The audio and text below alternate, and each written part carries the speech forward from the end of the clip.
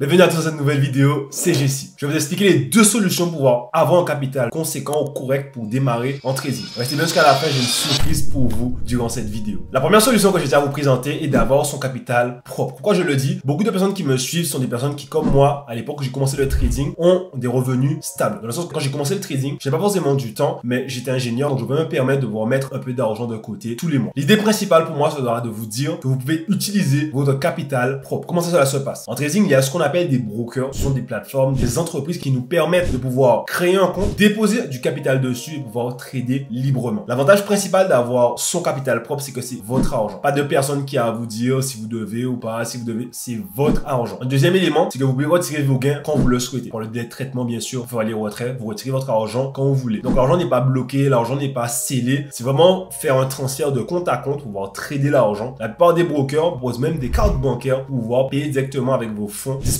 sur votre compte de trading. Il y a plein de choses que je vais vous inciter à faire parce que je considère vraiment que lorsqu'on commence à investir, l'argent qu'on investit n'est pas un argent qu'on devrait toucher. Maintenant, les inconvénients. Pour beaucoup de traders débutants, le fait de ne pas avoir de règles de gestion. Même si vous avez un plan de trading, beaucoup de personnes ont cette tendance à ne pas respecter même leurs propres règles. En ayant un compte en nom propre, beaucoup de personnes feront l'erreur de ne pas suivre les règles. Beaucoup de personnes feront l'erreur de prendre des trades, je dirais, de plus en plus risqués. Et malheureusement, le risque, c'est de pouvoir au final brûler ce compte. Et ce n'est vraiment pas ce que l'on veut. La deuxième option que je trouve intéressante, c'est ce qu'on appelle des challenges propres firmes. Qu'est-ce que c'est, Jessie, des challenges propres firmes? Ce sont des entreprises qui mettent à disposition des comptes à 5 chiffres. De 10 000, de 25 000, de 50 000, de 100 000, de 200 000. Et là, je sens l'idée. Waouh, mais comment ça des chiffres aussi élevés? L'idée, ce n'est pas de vous dire que c'est accessible à tout le monde. Il faut des compétences. Et ce que vous demandez des comptes en trading, c'est que le trading est certes simple, mais il demande des compétences précises. Et malheureusement, beaucoup de personnes ne sont pas capables d'avoir des compétences sur du long terme. Ces challenges propres firmes nous proposent en fait de pouvoir, pour une somme inférieure à du 4 chiffres, d'avoir accès à ces comptes-là. Je partenaire en ce moment, le compte de 25 000, je le paye moins de 100 euros. Imaginez d'avoir un challenge, de réussir un compte de 25 000 pour moins de 100 euros. Et c'est là où vous allez dire que pour moins de 100 euros, j'ai un compte de 25 000 sur lequel je peux trader et je récupère entre 75 et 85% des bénéfices tirés. Donc, mes amis, quand j'ai débuté le trading, j'ai fait le choix d'investir de mes fonds propres vers un compte de trading. J'ai tradé avec super expérience. Lorsque j'ai connu les propres firmes, je peux vous dire que je suis tout de suite passé de l'autre côté. C'est vraiment quelque chose que j'ai trouvé très intéressant. C'est une chose qu'on ne m'avait pas dite. Et par rapport à ces éléments-là, je trouve réellement que le problème de beaucoup de traders, c'est de ne pas avoir les bonnes bases. Et ce que je te propose, c'est une masterclass qui va te permettre de comprendre ces bases dont je te parle et réellement arriver à cet objectif, valider des propres firmes. L'idée pour moi, c'est de te permettre de pouvoir valider ces challenges de 25, de 50, de 100. Parce que tout le monde n'aura pas forcément les moyens tout de suite de mettre 1000, 2000 sur un compte de trading. Mais je pense qu'en faisant des sacrifices sur 1, 2, 3 mois, des restos en moins, peut-être des sorties en moins, peut-être réduire certaines dépenses, on peut se permettre de pouvoir acheter 1, 2, 3 comptes à moins de 100 euros et réellement passer à une étape supérieure. Imaginez que vous réussissez un challenge à 25 000. 1% égale à 250 $. Si vous sortez 5% durant le mois, vous sortez 1250 euros à côté. On parle d'une somme que vous ne faites pas entrer dans 8 heures par jour. On parle d'une somme que vous faites en travaillant à côté. Pour moi, c'est un élément à ne pas négliger. Vraiment à ne pas négliger. Dans cette masterclass, je vous propose ces éléments, des explications claires pour vous permettre d'assimiler ces bases. Donc maintenant qu'on a pu parler de ces deux différentes solutions, laquelle choisir? Quelle est celle qui serait le plus adaptée à ton profil? La réalité, c'est que n'importe qui peut réussir avec les deux éléments. Si tu ne tiens pas ton compte perso, il y a plus de chances que tu réussisses à tenir un compte propre firme et vice versa. Maintenant, la réalité, c'est que la manière dont tu as été formé va aussi définir ta capacité à réussir un challenge ou à gérer ton compte personnel. Mon conseil pour tous les débutants, c'est de mettre une stratégie en place, de prendre le compte le plus petit en termes d'argent et de tester cette stratégie, de voir si votre money management avec les règles de la propre firme réussissent à pouvoir valider une propre firme. Et quelles sont ces règles? Première chose, je vous parlerai d'une validation de challenge en deux étapes. La première, c'est réussir à valider 10% de bénéfices sans perdre plus de 10% de votre capital ou 5% de votre capital sur la journée. Et la phase 2 sera de réussir à valider 5% du capital de bénéfices sans perdre 10% de votre capital ou 5% à la journée. Je sais, les chiffres paraissent très bas, oh, c'est simple, etc. Rendez-vous compte que lorsqu'on est face à un challenge, comme son nom le dit, ce ne sont pas les objectifs qui sont les plus compliqués. C'est réussir à avoir une discipline et une méthode qui vous permet de vraiment réussir, les amis. Et mon conseil pour ceux qui voudraient vraiment profiter de ces deux aspects serait de commencer avec une propre firme, de pouvoir investir donc des sommes moindres sur la propre firme et d'avoir des compétences solides, de valider votre propre firme, de récupérer les bénéfices et de faire ces bénéfices passer dans un compte propre. Cela permettra qu'avec un investissement de moins de 300, 200, 100 euros, vous tirez du bénéfice qui vous permettra d'avoir des comptes de 4 à 5 chiffres qui vous appartiennent. Comprenez aussi, deuxième élément, que la fiscalité n'est pas pareille selon les deux. Mais je pense que je laisserai cela pour une nouvelle vidéo. N'hésitez pas à me dire en commentaire si vous voulez avoir plus d'informations par rapport aux propres firmes, si vous voulez avoir plus d'informations peut-être par rapport à la fiscalité liée aux propres firmes ou tout autre élément vous permettant de pouvoir avoir du capital en trading. Et n'oubliez pas les amis, c'est bien d'avoir le capital en trading. Le travail de trader, c'est vraiment de fructifier ce capital. Mais rien ne sert d'avoir un capital si tu n'es pas capable de le trader, si tu n'es pas capable de le garder, si tu n'es pas capable, les gars, de ne pas perdre de l'argent avec. avec. En tout cas, je veux vraiment savoir si vous avez déjà testé une propre firme, si vous avez déjà réussi des challenges, si vous êtes plutôt compte personnel, propre firme. Dites-le moi en commentaire, les amis. Soit propre firme, soit personnel. Dites-le moi en commentaire. Je veux vraiment savoir quelle est vraiment vos préférences pour le coup. Et n'oubliez pas cette masterclass où je vous offre les éléments pour comprendre les différentes bases à avoir pour pouvoir réussir vraiment à valider cette propre firme. Et je vous dis à la prochaine.